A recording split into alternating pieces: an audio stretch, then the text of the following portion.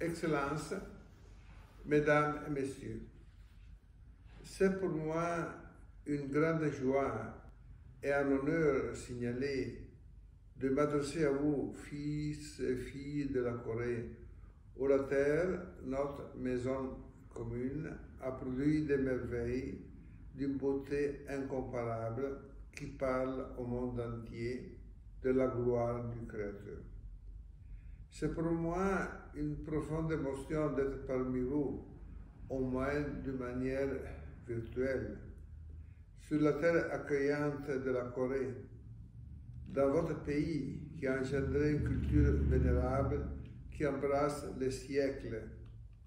Vous êtes l'exemple d'une identité riche et enrichissante de valeurs culturelles, religieuses et morales.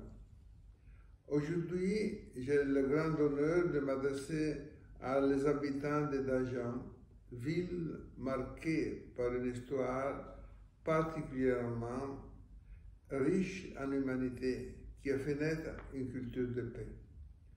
Comme signe de cette culture, vous avez proposé, et l'UNESCO a solennellement reconnu, la personne, le message et l'exemple de Saint André Kim, qui offre encore aujourd'hui un enseignement de paix, et dans la mémoire de ceux et celles qui travaillent à l'UNESCO pour éduquer surtout les jeunes aux grands idéaux humanitaires de paix, au développement durable, à l'amélioration des ressources alimentaires et de la coopération entre les nations. En effet, Saint André Kim est un martyr, donc un témoin de paix, qui rappelle à tous que quand on fait œuvre de guerre, au lieu de faire de l'homme un ange, c'est-à-dire un messager de paix de Dieu, on défigure l'homme. On détruit sa capacité de transcendance. Il devient un fragment de pierre dont le destin final est de devenir poussière. Saint André Kim est un ange au visage humain et nous incite à réfléchir et à travailler afin que tout le monde comprenne que l'homme, et l'homme seul, est l'acteur de paix et artisan de la culture. L'homme et l'homme seul s'expriment en elle et trouvent en elle son propre équilibre, disait Jean-Paul II dans son discours à l'UNESCO le 2 juin 1980. L'humanité intégrale s'exprime dans la culture, affirmait ce saint pape. Quand le mot culture n'était pas encore devenu le slogan des revendications identitaires et des conflits communautaristes. L'homme était un être de nature et de culture. Une réflexion sur la culture ne manquera jamais de s'affirmer nécessaire lorsque nous débattons de l'humanité de l'homme, de la spécificité de sa place dans le monde et de sa relation avec la transcendance. La culture est-elle locale ou globale? Peut-on parler d'une culture universelle? À ces questions, je me permets de proposer une réponse relativement simple qui découle de la constatation suivante. Le sujet qui tente de définir ou de penser la culture est toujours un sujet en situation, incarné dans un milieu historico-culturel déterminé. Enfin, comment la culture et l'éducation peuvent-elles bâtir la paix parmi les femmes et les hommes? Comment le pardon, y compris ce qui concerne la bombe atomique, peut-être non pas seulement un comportement humain adéquat pour vivre en harmonie, mais un élément culturel incontournable pour bâtir une civilisation de l'amour. Comment la leçon du martyr, c'est-à-dire Saint André Kim, peut-elle nous apprendre à vivre dans la paix, l'harmonie, l'amour et le respect réciproque? Il ne faut pas oublier que les martyrs chrétiens meurent par et pour les autres, non pas contre les autres. Donc, il applique jusqu'aux extrêmes conséquences la logique du pardon et du don que c'est une logique à la fin politique. Pour bien répondre à cette question, il m'est utile de présenter des prémices liées au patrimoine mondial culturel de l'UNESCO. Alors, le premier sous-titre, c'est la Corée et son patrimoine naturel, culturel et immatériel comme contribution au monde. Pourquoi le patrimoine culturel est important? L'instrument international le plus connu proposé par l'UNESCO pour la promotion du patrimoine culturel matériel ou tangible, c'est-à-dire monuments, églises, temples, est la Convention de 1972 sur le patrimoine de valeur exceptionnelle pour la communauté. Après, quelle est la raison pour laquelle le monde, les États et le monde ont proposé de préserver et de promouvoir le patrimoine culturel? Pour 5 raisons. Parce que quand vous sauvegardez et faites une promotion des monuments, des sites, vous gardez la mémoire du peuple. Une mémoire gardée donc par les monuments qui sont expression du concept de beauté artistique et naturelle. Mais les sites sont aussi un lieu fondamental de l'identité collective. Troisième chose, c'est que sont un lieu d'éducation pour les nouvelles générations, afin qu'ils connaissent leur histoire pour apprendre. Et enfin, il ne faut pas, et ce n'est pas le moindre pour nous, les lieux de culte, parce que souvent les sites du patrimoine sont des sites d'origine d'intérêt religieux, dont les croyants ont le droit de jouer quotidiennement en tant que pèlerins. La Corée a donc toutes les raisons de vouloir honorer Saint-André Kim comme une personne qui a contribué à enrichir le patrimoine culturel humain. Parce que ce que j'ai dit pour les sites, ça vaut aussi pour les danses, la musique, l'histoire, la littérature, et donc la religion qui est le noyau de cette dimension culturelle. De nombreux observateurs ont pourtant perçu, à partir de 1980, l'exigence d'associer à cet instrument des monuments ceux de sites de liste de patrimoine immatériel, qu'on appelle aussi patrimoine vivant. On peut parler aussi des danses, de poésie, la musique, le théâtre. En effet, c'est toujours le patrimoine culturel avec la dimension matérielle qu'on dit et vivant qui a le but toujours de promouvoir l'être humain dans sa dimension, pas seulement pour avoir plus, pour savoir plus, mais pour être plus. La connaissance, c'est pas seulement quelque chose pour avoir un pouvoir ou être en service, c'est pour être plus humain. Donc, le patrimoine culturel matériel et immatériel, le droit des peuples à la conservation et au développement de leur identité et tradition est important donc. Et l'UNESCO, entre autres, a promu ça. Et j'ai apprécié beaucoup l'idée que la Corée a voulu honorer, et pas seulement un centre de la Corée, mais à la fin montrer que les martyrs, surtout la qualité de Saint-André Kim, a une dimension qui sert vraiment à promouvoir l'identité d'un peuple et la contribution de la foi chrétienne à la vie sociale et politique. Ce n'est pas qu'un fait privé. Il y a aussi donc, à part la convention matérielle, celle immatérielle, il y a une autre sur la diversité culturelle, mais je voudrais souligner une chose, à mon avis, très importante, dans laquelle je propose de mettre de se souvenir de Saint-André Kim. Les trésors nationaux vivants. À sortir de la Deuxième Guerre mondiale, la Corée entama une reconstruction parallèlement à l'essor industriel et avec des innovations technologiques. Votre beau et grand pays, conscient de la richesse de son artisanat, prend des mesures pour le préserver.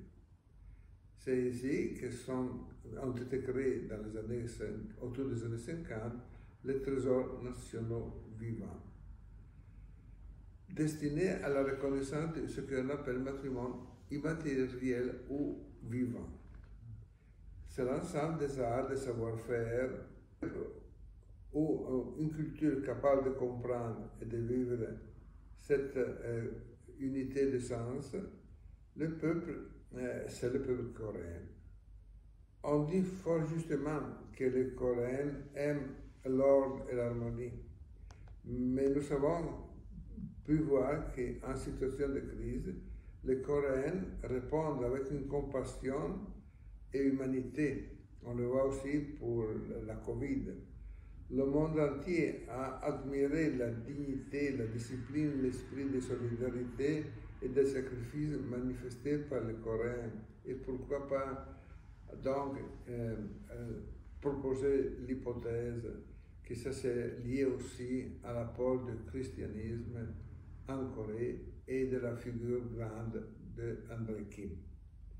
En effet, votre patrimoine culturel, matériel et vivant trouve l'une de ses sources principales dans une dimension profonde de l'existence humaine, la sensibilité.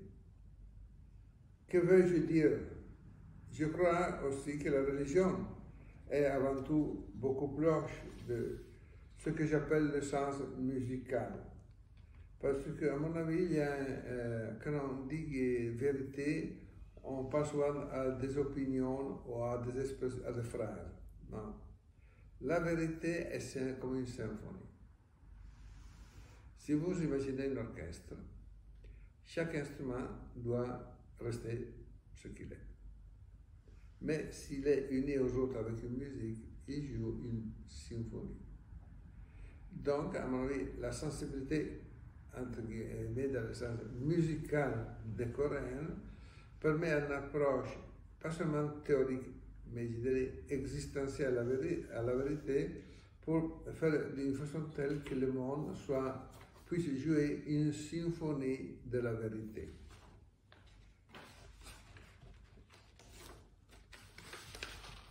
Le sens, parce qu'à mon avis, quand on dit vérité, on passe souvent à des opinions ou à des phrases.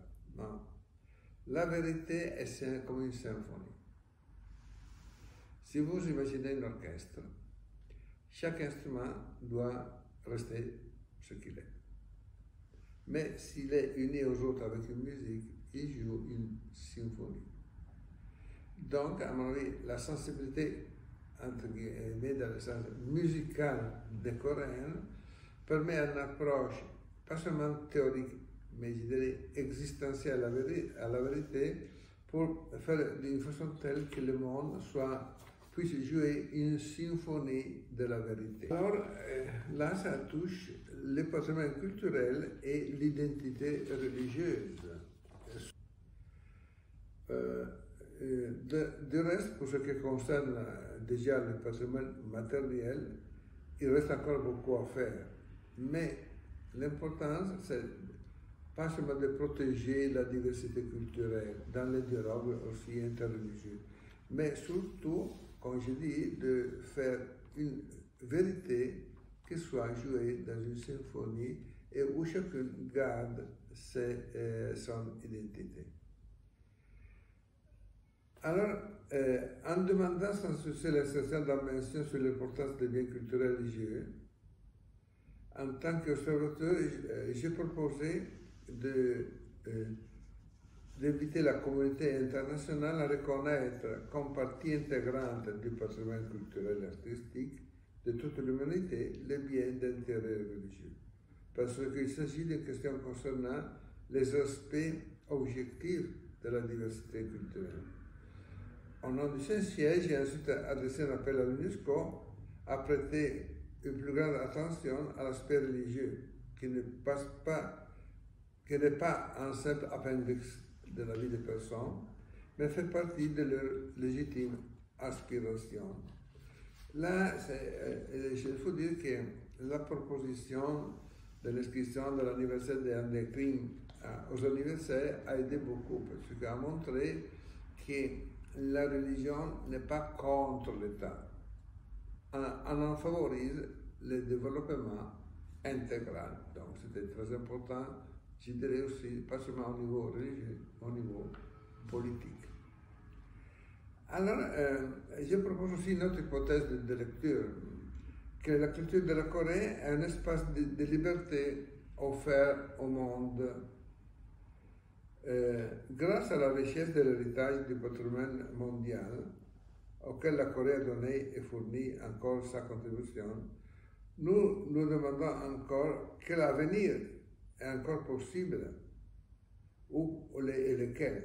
Non seulement l'humanité, mais aussi l'espèce humaine dans son ensemble, paraissent menacées. De nombreux éléments nous amènent à nous demander quel avenir est réservé aux jeunes, aux peuples et aux nations, ainsi qu'à notre liberté et à notre foi. Nous ne sommes pas à l'abri d'un retour à la barbarie, et ce n'est pas seulement à cause de la Covid. Tel qu'on a connu il n'y a pas longtemps. Pour la première fois dans l'histoire de l'humanité, l'homme, l'être humain, est confronté à la question de sa propre survie. Pour la première fois, il a la capacité technique de détruire le monde entier. Donc, la culture d'aujourd'hui doit inventer à tout prix des raisons d'espérer. Alors, la liberté et la technologie. L'un des principaux lieux d'exercice de la liberté est la technologie, où la Corée excelle et entre en dialogue avec le monde. On oppose souvent la foi et technologie, mais il s'agit d'une opposition artificielle. En réalité, ce n'est pas entre la foi et la technologie qu'il y a une rivalité, mais entre la foi et une certaine technologie qui refuse d'avoir une âme. Encore une fois, le progrès est irrécusable, on pourrait même dire inaliénable, mais il ne peut à lui seul réaliser l'espoir de l'homme. Les espérances que la technique fait naître ne se substituent pas complètement à l'espérance humaine, mais l'orientent. Le défi du troisième millénaire ne concerne donc pas, à proprement parler, les rapports entre le monde scientifique technologique et le monde de la foi, mais la capacité de l'un et de l'autre à converger vers un même lieu, le monde de l'homme. Donc il y a aussi liberté politique, pas seulement liberté technologique. Au-delà du défi technologique, notre époque a accepté de relever le défi de la liberté dans le domaine politique. Une fois révolu le temps du totalitarisme qui ont coûté la vie à des millions de gens, les hommes ont cru que les libertés démocratiques allaient satisfaire tous leurs espoirs. Mais ils se sont vite aperçus que la liberté n'était pas synonyme d'espérance. Ils ont découvert que la liberté pouvait être récupérée et détournée. À cette époque de la guerre froide et de la paix froide, pourrait-on dire, qui a fait renaître des aims profondes. Mais si l'espérance a partie liée avec la liberté dont elle se nourrit, elle doit donc aller au-delà pour se fixer dans l'éternel et pas dans l'éphémère. Or, nous vivons dans une culture qui fait la grandeur de l'homme, la pensée. La civilisation des images donne aux individus l'illusion de réfléchir, mais en réalité, elle ne leur propose que des slogans artificiels à répéter. C'est dans un tel contexte que la Corée s'ouvre à l'Église catholique, qui peut offrir sa contribution à l'éducation à l'édification d'une civilisation de l'amour fondée sur la vérité et la liberté auxquelles tous les hommes aspirent. Vérité qui unit l'homme à la vie et qui le rend libre. D'autre part, l'Église contribue aussi à construire la paix par la proclamation et par l'exigence du respect de tous les droits de l'homme. À mon avis, la liberté s'épanouit finalement dans la foi, qui est toujours menacée aujourd'hui par l'oubli de la transcendance et le refus du surnaturel. Ce n'est pas parce que nous existons actuellement à une renaissance et à la croissance spectaculaire de certaines manifestations religieuses qu'il faudrait conclure à un réel progrès spirituel. En ce début du troisième millénaire, le défi pour la foi est de rester ce qu'elle est, étrangère au fanatisme comme à l'indifférence. La foi n'est pas un saut dans la nuit. Grâce au Christ, en effet, le chemin est déjà tracé et nous en connaissons les étapes. Qui veut vivre la foi doit mourir et qui veut accéder à la gloire doit porter la croix. Grâce à Jésus-Christ, la vie est possible à quiconque veut l'imiter, car en lui s'est manifestée la plénitude de la grâce et de la vérité. En définitive, le Christ est la réponse à tous les défis de notre temps. L'Église a toujours agi à l'exemple du Christ qui, dans sa miséricorde infinie, a répandu le sang et l'eau dans un amour infini. Alors là, je fais comme conclusion la liberté du martyr, parce que, en effet, nous sommes là pour honorer Saint André Kim, mais pas seulement comme une mémoire du passé, mais comme un modèle pour le présent et pour le futur. Donc, le martyr, à mon avis, est le paradigme et l'accomplissement du témoignage chrétien. C'est pourquoi les martyrs contredisent la logique du monde, parce que les martyrs ont répondu à la peur de la mort par un amour inconditionnel pour elle. Les martyrs ne craignent pas la mort, parce que leur vie est le Christ ressuscité. Le Christ qui a vaincu la mort et le péché. On ne peut rappeler l'histoire du christianisme dans ce beau pays de la Corée. En effet, le martyr est un témoin, comme André Kim le montre, qui l'on veut éliminer. Mais dans la logique de la croix, l'élimination accentue la puissance du témoignage et l'expression de la charité. Un martyr chrétien est vraiment l'icône du cœur du Christ, qui alors qu'il est transpercé, se dépasse dans la charité du pardon et du don de la vie. Le martyr devient alors témoin, non seulement de l'amour du Christ, mais de la surabondance de cet amour, dans une surabondance de charité qui dépasse les limites de l'amour et de la haine. Le martyr, c'est la vie du chrétien, la nature du chrétien. Peu importe si ce témoignage est exprimé tacitement dans le quotidien d'une vie de famille, dans un monastère, où ils se sentent au milieu du monde. Peu importe s'il s'exprime par des gestes quotidiens ou des gestes extraordinaires comme le sang versé. La nature du martyr n'est pas dans sa modalité, mais dans les témoignages que le Christ est la réponse au désir de vie, de vérité, de justice et de bonheur du cœur humain.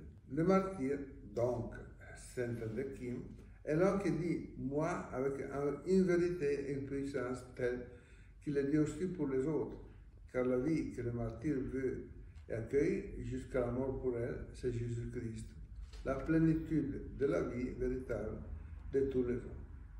Depuis 2000 ans, la vie de l'Église se manifeste à travers des personnes, des lieux, des œuvres et des personnes qui incarnent ce témoignage.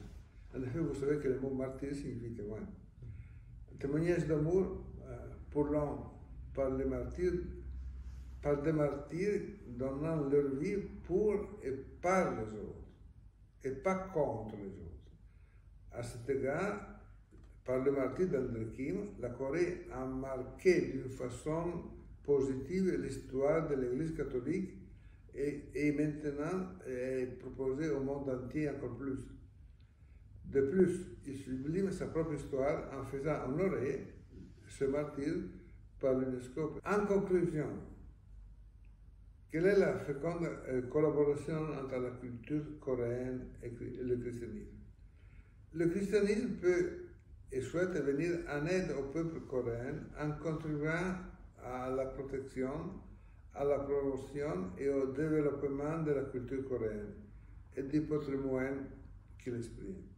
Pour conserver cette sensibilité, l'Église catholique propose une éducation, une formation culturelle qui ne se limite pas à la rationalité.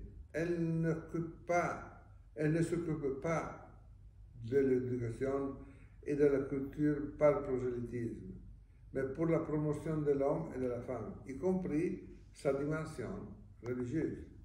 L'Église souhaite former un type d'humanité qui soit musicale, harmonieuse, qui maintienne cette sensibilité au beau, au vrai et au bien, aux souffrances des autres et à la compassion. Elle désire offrir une éducation chrétienne parce qu'elle est convaincue que le Christ offre des horizons au-delà des intérêts limités de l'économie et de la production matérielle. Que le Christ offre une vision d'une humanité qui conduit la personne au-delà de soi-même parce qu'elle se préoccupe des autres. Que le Christ apporte une sagesse qui est profondément humaine et à laquelle le peuple coréen est traditionnellement et profondément sensible. Merci de m'avoir donné l'honneur de voir comment la grande culture de votre pays contribue à cultiver la personne humaine dans son intégralité, où corps et âme ne font qu'un, parce que vous marchez avec une vitesse humaine juste, parce que c'est la manière de l'amour de Dieu et du prochain. J'espère donc d'avoir ainsi apporté une petite, modeste contribution qui soutienne la sensibilité, permettez-moi encore l'expression, musicale et religieuse qui vous est propre, afin de partager avec le monde entier une sagesse, une culture et une forme de vie. Merci.